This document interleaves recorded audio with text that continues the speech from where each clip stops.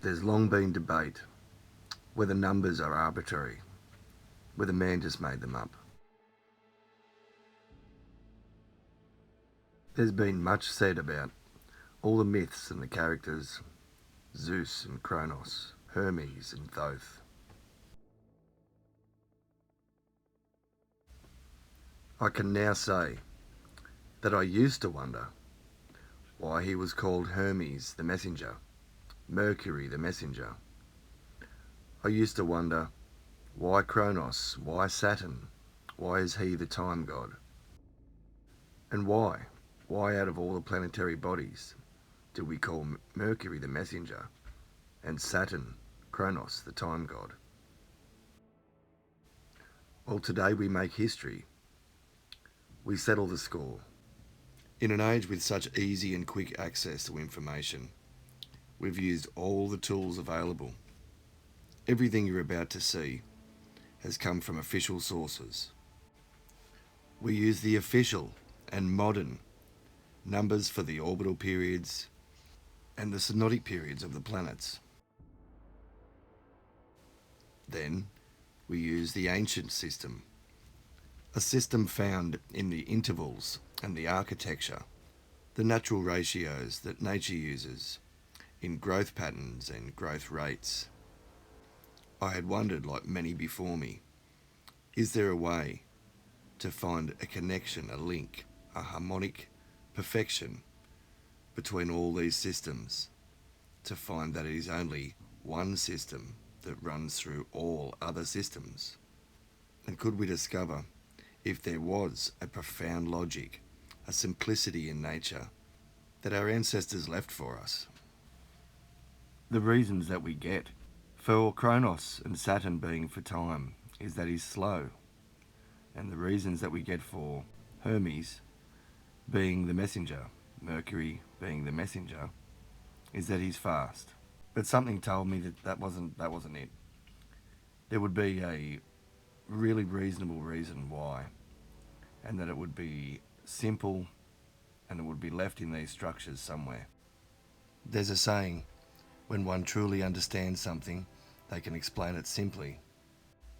These next few videos will be dedicated to getting all of the information and the finds that I've presented with Ryan Seven and Matt from Apocalypse in the last 6 months. So these videos have been needed to come for a while. These are like individual videos covering each individual find from each of those interviews. So if you didn't catch this one, it goes into the Quetzalcoatl pyramids in Mexico. We bust open something potentially huge. As we know, a lot of religions and spiritual practices around the world are right into Saturn and Jupiter, to the point of almost obsession.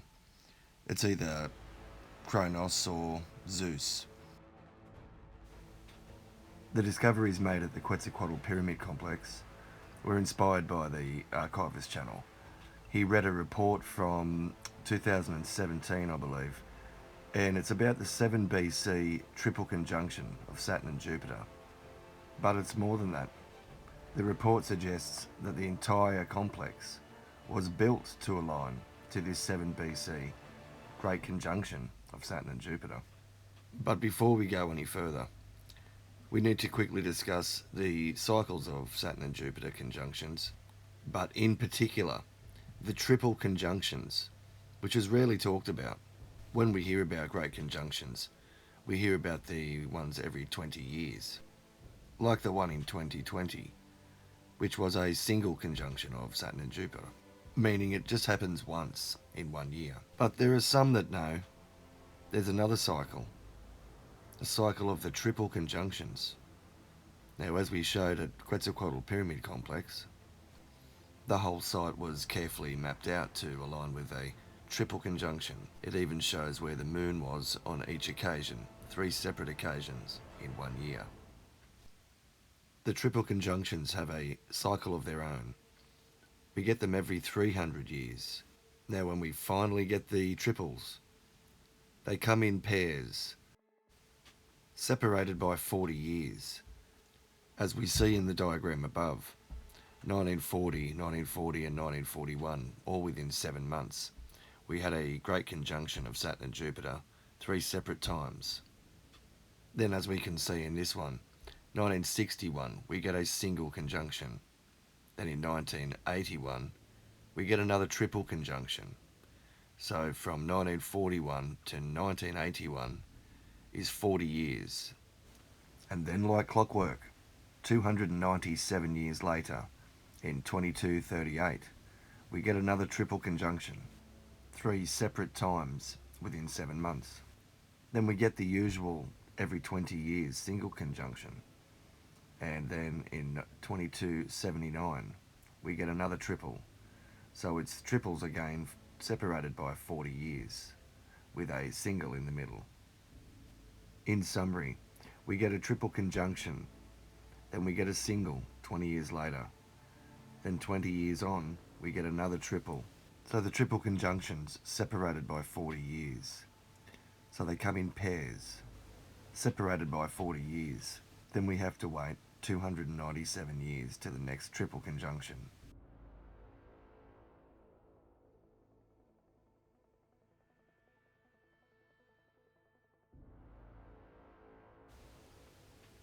Now that we know the rarity of these triple conjunctions, the ancestors really venerated this triple conjunction. As we can see here, they lined up all of these buildings to the triple conjunction. Quite a feat. As fate would have it, I had already researched quite a bit about Quetzalcoatl pyramids, and I was aware of the latitude that it was sitting on.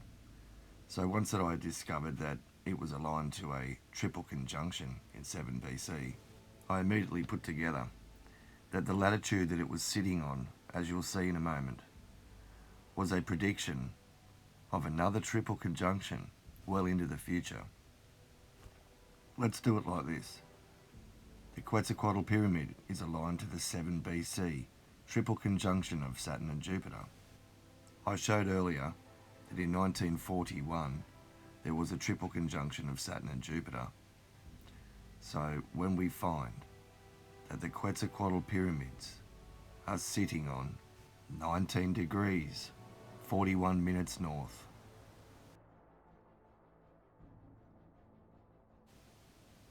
this being quite the anomaly and quite the coincidence, it wasn't done giving up its secrets, and more confirmation that it was pointing to 1941 triple conjunction from way back at 7 BC.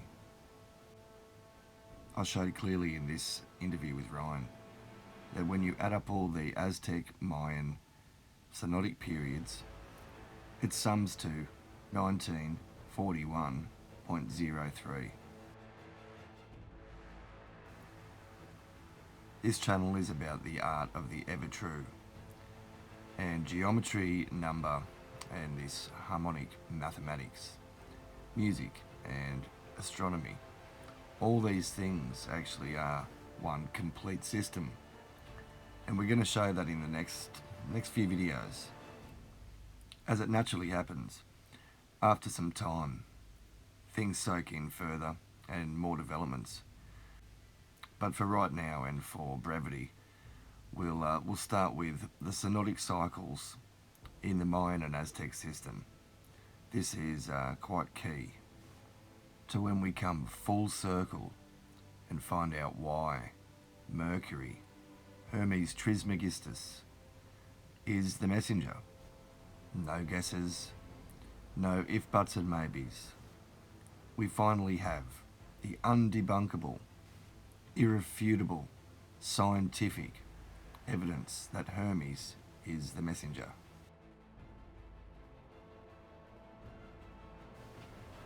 Now let's see how the Mayans depicted Hermes being the messenger. The synodic period of Mercury is 117 days. What must have been realised is by expanding 117 by 7, giving us 819, also then divides into all the synodic periods of all the other planets. When we expand out the 819 to 819 times 20. We'll go one by one, planet by planet, and we'll see that the synodic periods of each planet do not fit into each other. They're not divided into each other. Only Mercury can do that. Only Mercury can weave his magic and divide into all planets' synodic periods. So we already have Mercury, 117 days. In the Aztec calendar, it's well established that 819 days is the axiom, the central number, and it took a while for scientists to figure out how the 819 days fit into all the other synodic periods of Saturn, Jupiter, Venus, and Mars. Now let's take a look at Mars. The synodic period for Mars is 780 days, but clearly 819 days doesn't divide into 780 days. But now if we apply the Aztec and Mayan method and expand it by 20, it comes to 16,380 days. And now we can take the 16,380 and divide it by the 780 of the Mars synodic and get 21. So now we can take 20 times 819 is 16,380, or 21 times 780 days. Always remembering that 819 days is Mercury's 117 days times 7. Moving on to Venus. Venus has a synodic period of 585 days, but again, 819 doesn't divide into 585 days. So we look to the Aztec method again. 5 times 819 is 4,095 days. And now our synodic period of 585 days fits into 4,095 7 times. So now Venus at 585 days can work its magic, and Mercury can also work his magic. The Aztec Mayan synodic period for Venus is 4,095 days. Now the Aztec Maya count for the synodic period of Jupiter is 15,561 days. But how did they get there?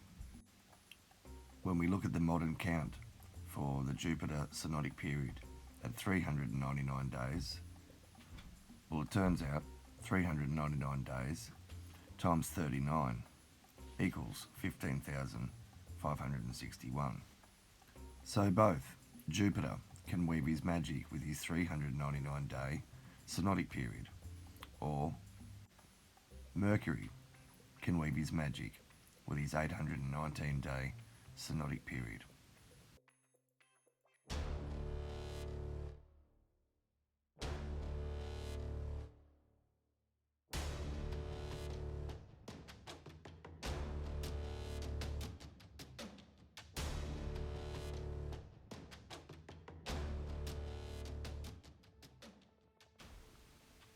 Last but not least, Saturn's synodic period of 378 days.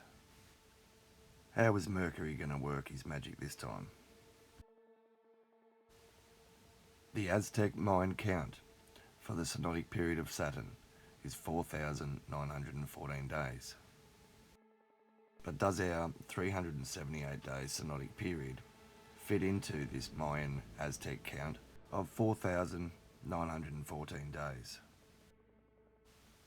Well, 13 times 378 is the Aztec Mayan count for Saturn's synodic period, 4,914 days.